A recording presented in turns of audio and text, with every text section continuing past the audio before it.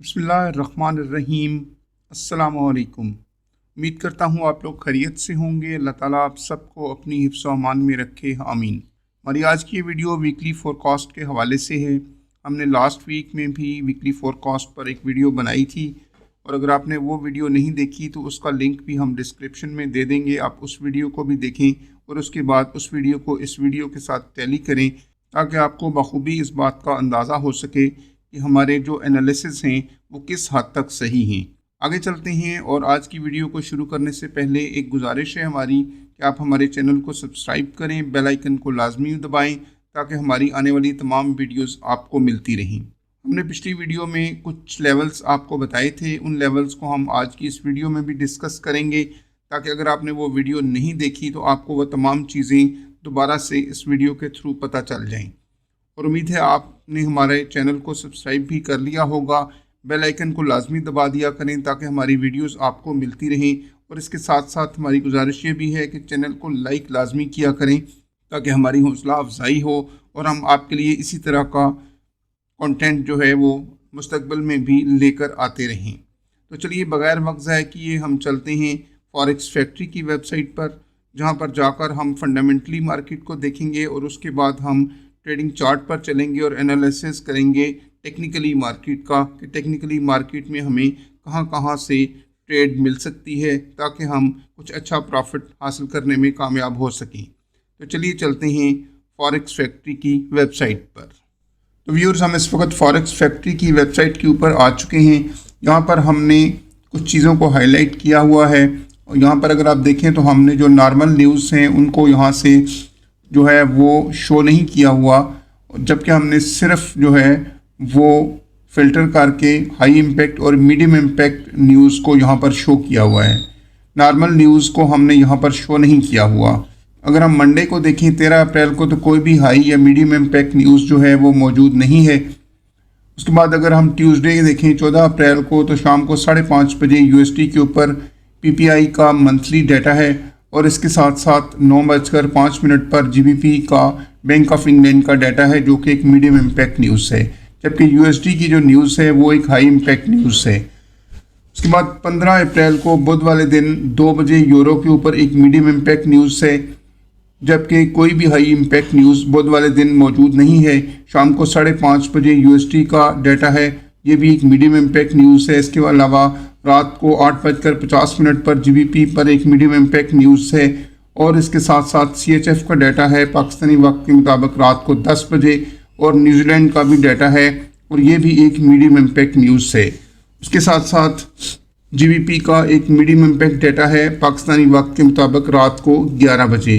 तो यूँ अगर आप देखें तो बुध वाले दिन कोई भी हाई इम्पैक्ट न्यूज़ जो है वो मौजूद नहीं है। USD का सिर्फ एक ही डाटा है बुध वाले दिन, और वो एम्पायर स्टेट मैन्युफैक्चरिंग इंडेक्स का डाटा है शाम को 5:30 बजे। इसके बाद अगर हम जुमेरात को देखें तो जुमेरात वाले दिन यूरो पर एक डाटा है 12:30 पर, यानी कि 12:30 सुबह के टाइम पे। तो ये बनता है तकरीबन बुध और जुमेरात की रात को 12:30 बजे। ये एक मीडियम इम्पैक्ट न्यूज़ है। और इसके अलावा सुबह सवेरे पाकिस्तानी वक्त के मुताबिक 6:30 बजे, यानी कि सुबह के 6:30 बजे ऑस्ट्रेलियन डॉलर का डाटा है, हाई इम्पैक्ट न्यूज़ है, एम्प्लॉयमेंट चेंज का डाटा है, और इसके अलावा अनएम्प्लॉयमेंट रेट का डाटा है। ऑस्ट्रेलियन डॉलर पर आपको खासी मूवमेंट इस वक्त देखने को मिल सकती है। उसके बाद अगर आप देखें तो 11 बजे GBP का डाटा है, GDP का मंथली डाटा है, GBP का हाई इम्पैक्ट न्यूज़ है, और इस पर भी आपको मूवमेंट मिल सकती है। अगर आप GBP पर ट्रेड करते हैं तो आपको खासी मूवमेंट इस वक्त आपको मिल सकती है। उसके बाद अगर आप देखें तो USD के ऊपर शाम को 5:30 बजे फेड मैन्युफैक्चरिंग इंडेक्स का डाटा है, और इसके साथ साथ अनएम्प्लॉयमेंट क्लेम्स का डाटा है। ये दोनों ही मीडियम इम्पैक्ट डाटाज हैं, और इसके साथ अलावा कोई भी न्यूज़ जो है वो जुमेरात वाले दिन और मौजूद नहीं है, और ना ही कोई हाई इम्पैक्ट डाटा है जुमेरात वाले दिन USD का। इसके साथ साथ अगर हम देखें फ्राइडे को, तो फ्राइडे को भी USD का जो है FMC मेंबर की स्पीक है, और ये भी एक मिनिमम इम्पैक्ट डाटा है रात को 11 बजे पाकिस्तानी वक्त के मुताबिक। इसके अलावा कोई भी और ख़ास न्यूज़ जो है वो हाई इम्पैक्ट मौजूद नहीं है USD के ऊपर। चलते हैं अब टेक्निकल एनालिसिस के लिए ट्रेडिंग चार्ट के ऊपर, और वहाँ जाकर हम टेक्निकली मार्केट को थोड़ा सा समझने की कोशिश करते हैं। जी तो नाजरीन, हम टेक्निकली मार्केट को एनालाइज करने के लिए ट्रेडिंग चार्ट के ऊपर आ चुके हैं, लेकिन इससे पहले कि हम टेक्निकली गोल्ड को एनालाइज करने की कोशिश करें, सबसे पहले हम DXY को देखेंगे। तो DXY की पोजीशन को हम थोड़ा सा देख लेते हैं। ये DXY का चार्ट आपको हमने पिछली वीडियो में भी दिखाया था और उसी तरह मार्केट स्टिल अभी तक इसी तरह रेंज करती हुई है। ये H4 का चार्ट है और यहाँ पर ये देखिए मार्केट गैप के साथ नीचे आई थी और पूरा वीक मार्केट जो है वो इस जगह पर मूव करती रही और इसके अलावा मार्केट ने जो है दोबारा से हाई की तरफ मूवमेंट नहीं की और यहाँ से गैप के साथ मार्केट नीचे गिरी थी और उसके बाद से मार्केट इसी रेंज में चलती हुई आपको दिखाई दे रही है। लास्ट वीक का DXY का हाई अगर मैं आपके साथ शेयर करूं कि इसका हाई क्या था और इसका लो क्या था, तो उसको हम थोड़ा सा देख लेते हैं। DXY ने जो अपना हाई लगाया था वो लगाया था 99.178 के लगभग और जो इसका लो था उसको भी हम ज़रा एक नज़र देख लेते हैं। इसका लो था 99.559 या 5560 राउंड फिगर में अगर हम देखें तो। लेट्स सी देखते हैं कि मार्केट इस वीक में क्या पोजीशन इख्तियार करती है। अगर हम इसकी पोजीशन को वाज़े तौर पर थोड़ा सा देखने की कोशिश करें कि मार्केट इस वक्त किस जगह पर मौजूद है, तो उस हवाले से तो मार्केट में ये दिखाई दे रहा है कि मार्केट यहाँ से मज़ीद सेल होने का इरादा रखती है। यहाँ पर अगर आप देखें तो ये दरमियान में एक डोजी कैंडल बनी थी, यहाँ पर एक दोबारा से मार्केट में आपको एक बाइंग कैंडल दिखाई दे रही है और अगर इस बाइंग कैंडल को देखा जाए तो इस हवाले से तो मार्केट को टेक्निकली इस लाइन से दोबारा से रिजेक्ट होकर नीचे की तरफ मूव करना चाहिए और इन केस अगर मार्केट यहाँ से नीचे की तरफ मूव करती है तो डेफिनेटली गोल्ड में आपको बाइंग ट्रेंड वाज़े तौर पर देखने को मिल सकता है।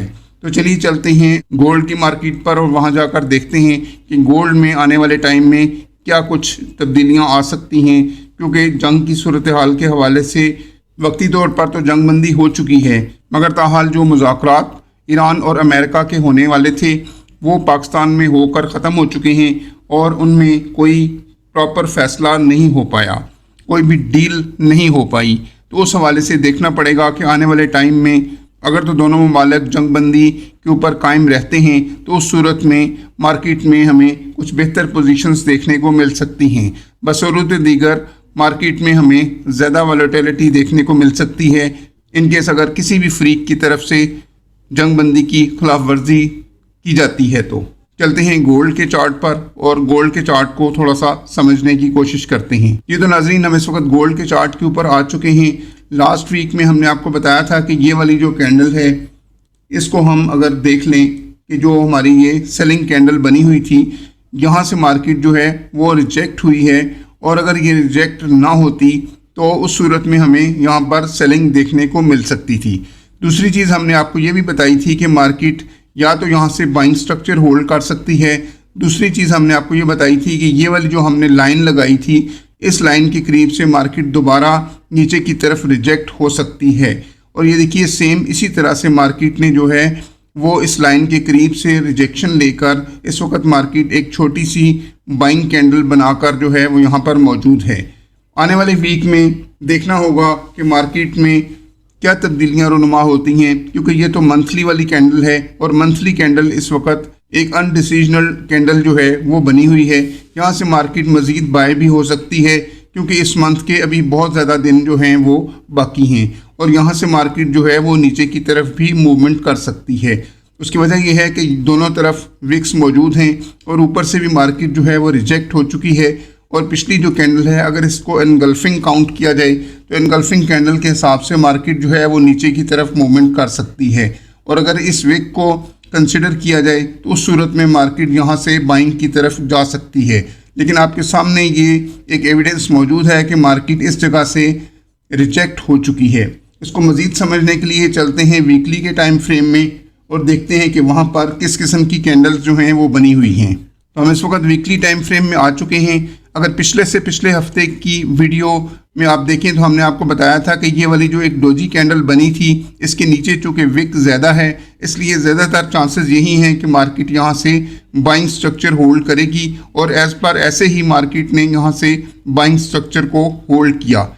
उसके बाद लास्ट वीक की वीडियो जो है उसमें भी हमने आपको बताया था कि मार्केट जो है वो इस जगह से रिजेक्ट हो सकती है और मार्केट नीचे यहाँ से सेल की तरफ मूवमेंट कर सकती है। अगर आपको याद हो तो हमने आपको इस तरीके से एक लाइन लगाकर भी ये चीज़ बताई थी कि मार्केट इस तरीके से नीचे आ सकती है, और दूसरी चीज़ हमने आपको ये बताई थी कि यहाँ से मार्केट ऊपर की तरफ भी मूवमेंट कर सकती है। तो दोनों सूरतों में हमने आपको कुछ लेवल्स बताए थे जहाँ से मार्केट बाय और सेल की जा सकती थी। यहाँ पर अगर आप देखें तो पिछले वीक में भी मार्केट ने एक बाइंग कैंडल बनाई है, जो लास्ट वीक गुजरा है उसमें भी मार्केट एक छोटी सी बाइंग कैंडल बनाकर मौजूद है। लेकिन ये बाइंग कैंडल जो हैं दोनों ऊपर से खासी ज़्यादा रिजेक्शन लेकर इस वक्त मौजूद हैं। इसमें भी मार्केट में रिजेक्शन ली थी और यहाँ जो कैंडल बनी उसमें भी मार्केट ने ऊपर से रिजेक्शन ली है।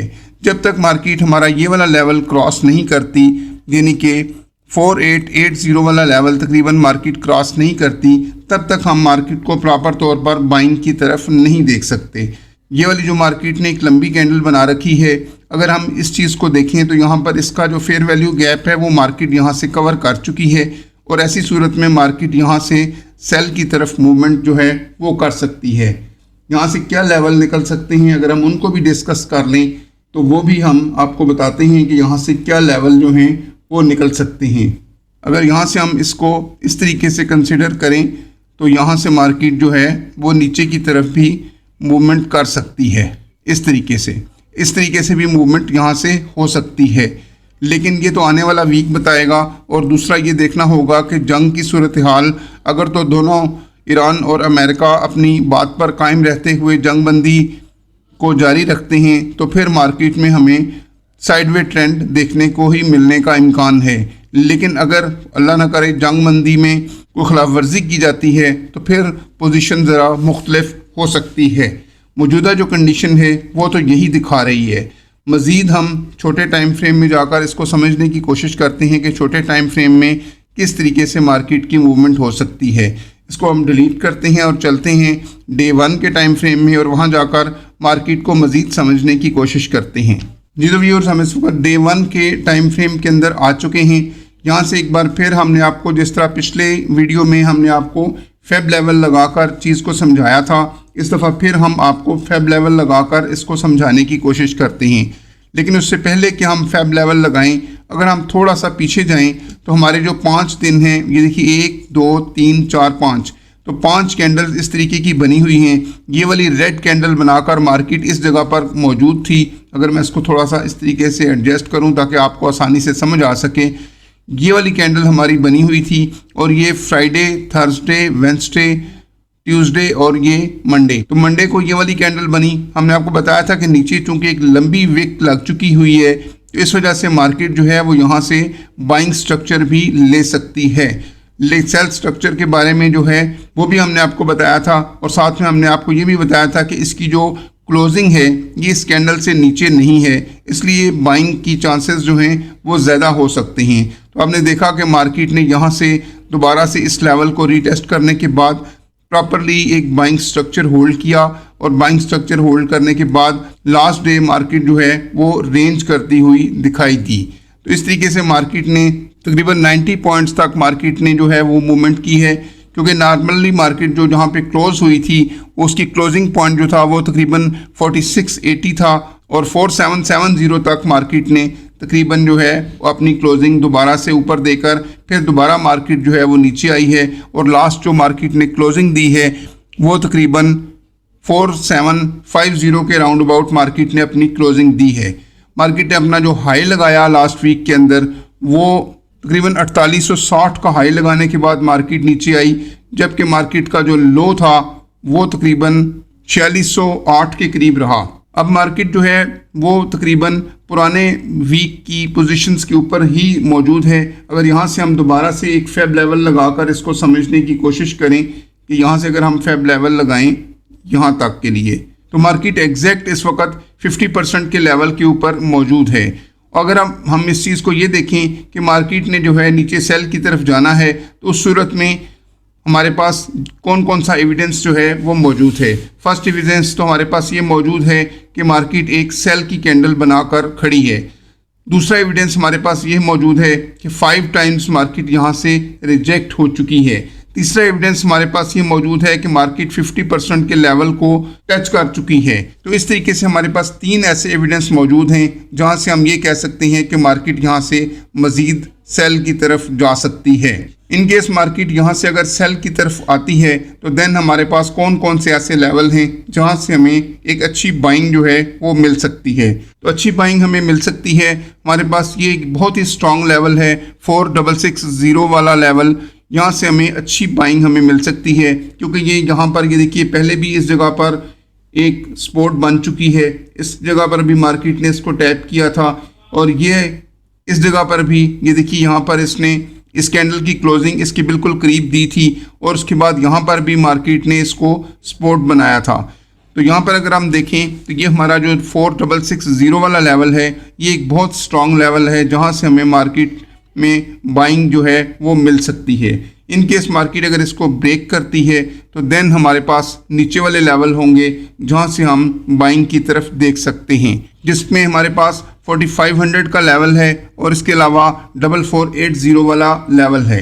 मज़ीद चीज़ों को समझने के लिए हम चलते हैं छोटे टाइम फ्रेम में और वहाँ जाकर भी इसको समझने की कोशिश करते हैं कि क्या हमें मार्केट में यहाँ से बाइंग कंफर्म होती है या नहीं होती। और इन केस मार्केट अगर यहाँ से ऊपर जाती है तो हमारे पास जो फर्स्ट लेवल होगा सेलिंग के लिए वो 4900 का होगा। लेकिन इन चीज़ों को कंफर्मेशन के लिए हम थोड़ा सा छोटे टाइम फ्रेम में चलते हैं और देखते हैं कि क्या ये लेवल्स हमारे ठीक हैं या हमें मज़ीद इस चीज़ पर काम करने की ज़रूरत है। H4 के टाइम फ्रेम में अगर हम देखें तो मार्केट यहाँ से हमें थोड़ा सा बाइंग स्ट्रक्चर बनाती हुई दिखाई दे रही है। अगर हम यहाँ से एक ट्रेंड लाइन लगाते हैं तो उस सूरत में मार्केट में हमें जो स्ट्रक्चर दिखाई पड़ता है वो तकरीबन बाइंग स्ट्रक्चर ही दिखाई पड़ता है, क्योंकि यहाँ पर देखें कि मार्केट ने अपना ये वाला लो बनाया, फिर ये लो बनाया, फिर ये लो बनाया, फिर ये इस तरह का तरीके से मार्केट ने अपने लो जो है वो ऊपर लेकर गई। और ये देखिए हाई भी मार्केट ने अपना हाई और फिर हायर हाई और देन फिर हायर हाई। देखिए इस तरीके से मार्केट ने एक चैनल की सूरत में ऊपर की तरफ मूवमेंट की है। अगर इन तमाम चीज़ों को हम मद्देनज़र रखें तो उस सूरत में हमें यही लगता है कि मार्केट यहाँ से एक बाइंग स्ट्रक्चर बनाती हुई हमें दिखाई दे रही है। अगर मार्केट इस ट्रेंड लाइन को टच करके यहाँ से मार्केट दोबारा बाइंग की तरफ जाती है तो देन हमारे पास नेक्स्ट देखिए यहाँ पर हमारे पास ये वाला लेवल मौजूद है जहाँ से मार्केट जो है हमें दोबारा सेल की तरफ रिजेक्शन जो है वो दे सकती है। ये 2 लेवल हैं, एक ये वाला लेवल है जहाँ तक मार्केट ने पहले रिजेक्शन ली है और उसके बाद हमारे पास ये रेड लाइन वाला लेवल है, यहाँ से मार्केट दोबारा से सेल की तरफ रिजेक्ट हो सकती है। क्योंकि जैसा कि हमने आपको डेली के टाइम फ्रेम में बताया था कि मार्केट अपने एग्जैक्ट 50% के लेवल को टैप कर चुकी है और अगर मार्केट ने यहाँ से सेल होना है तो सेलिंग के लिए मार्केट के पास एक बेहतरीन ऑप्शन यहाँ पर मौजूद है। दूसरी चीज़ ये है कि ये वाली ट्रेंड लाइन यहाँ से बाइंग के लिए हमारे पास एक लेवल मौजूद है कि इस ट्रेंड लाइन से मार्केट दोबारा बाइंग स्ट्रक्चर होल्ड करे और हम अगर मार्केट इस लेवल को क्रॉस करके मार्केट यहाँ से ऊपर जाती है तो देन हमारे पास इसकी रीटेस्ट के ऊपर बाय करने का ऑप्शन मौजूद है। और उसके बाद अगर ये वाली रेड लाइन मार्केट जो है वो क्रॉस करती है तो अगेन हमारे पास एक और बाइंग का ऑप्शन मौजूद है। ये वाला हमारा लेवल बनता है 4880 वाला लेवल, यहाँ से मार्केट में हमें अच्छी बाइंग देखने को मिल सकती है। लेकिन इन केस अगर मार्केट इस ट्रेंड लाइन को ब्रेक करके नीचे आती है तो देन हमारे पास नीचे वाले लेवल हैं 4660 वाला लेवल है, 4600 वाला लेवल है और उसके बाद हमारे पास 4500 वाला लेवल नीचे मौजूद है जहां से मार्केट में हमें अच्छी बाइंग देखने को मिल सकती है। मज़ीद चीज़ों को समझने के लिए अगर हम H1 में भी जाकर देखें तो हमारे पास कौन कौन से लेवल हैं। तो H1 में हमारे पास जो लेवल हैं इन लेवल्स को आप अपने पास नोट करें, क्योंकि हम लोग एज अ डे ट्रेडर चूँकि काम करते हैं तो यही लेवल हमें सूट करते हैं ट्रेडिंग में बैठने के लिए। सबसे पहला जो हमारा रिजेक्शन लेवल होगा, सेलिंग लेवल होगा, वो 4840 का होगा। दूसरा लेवल हमारे पास 4880 का होगा और तीसरा लेवल हमारे पास 4900 का होगा। यहाँ से हमें अच्छी सेलिंग जो है वो मिल सकती है। अगर मार्केट यहाँ जाती है तो आप वहाँ से सेल कर सकते हैं और अगर मार्केट फंडामेंटली चीज़ों को देखते हुए एग्रेसिवली इसको अबूर कर जाती है तो देन हम साथ साथ आपको अपडेट कर देंगे कि मार्केट में हमें कहाँ से ट्रेड जो है वो पिक करनी है। अगर हम देखते हैं कि मार्केट नीचे की तरफ आती है तो हमारी ट्रेंड लाइन से मार्केट जो है वो रिजेक्शन ले सकती है और यहाँ से हमारे पास जो बाइंग लेवल होगा वो तकरीबन 4740 का होगा, और 4740 के बाद हमारे पास जो लेवल निकलता है वो तकरीबन 4660 का लेवल मिलता है, जो कि एक बहुत ही स्ट्रॉन्ग सपोर्ट पहले भी रह चुकी है और एक स्ट्रॉन्ग रेजिस्टेंस भी रह चुकी है। तो ये हमारे पास 4660 वाला एक बहुत ही स्ट्रॉन्ग लेवल है, और अगर इन केस मार्केट यहाँ से भी नीचे आती है तो देन हमारे पास 4500 का लेवल है, और 4500 से पहले भी हमारे पास एक लेवल निकलता है जो कि 4560 वाला लेवल है। तो ये 4560, 4520, 4600 और 4660, तो ये 4 लेवल अपने पास नोट कर लें जहां से हमें अच्छी बाइंग मिल सकती है। और सेलिंग के लिए मैं आपको लेवल पहले बता चुका हूं, 4840, 4880 और 4920। तो ये लेवल हैं आपके पास सेलिंग और बाइंग के लिए। इन लेवल्स को आप अपने पास नोट करें। मज़ीद कोई अगर मार्केट में अपडेट आती है तो हम साथ साथ आपको इस बारे में शॉर्ट वीडियो के ज़रिए या लॉन्ग वीडियो के ज़रिए लाजमी तौर पर अपडेट करेंगे। तब तक के लिए हम इजाज़त चाहेंगे। अल्लाह हाफिज़।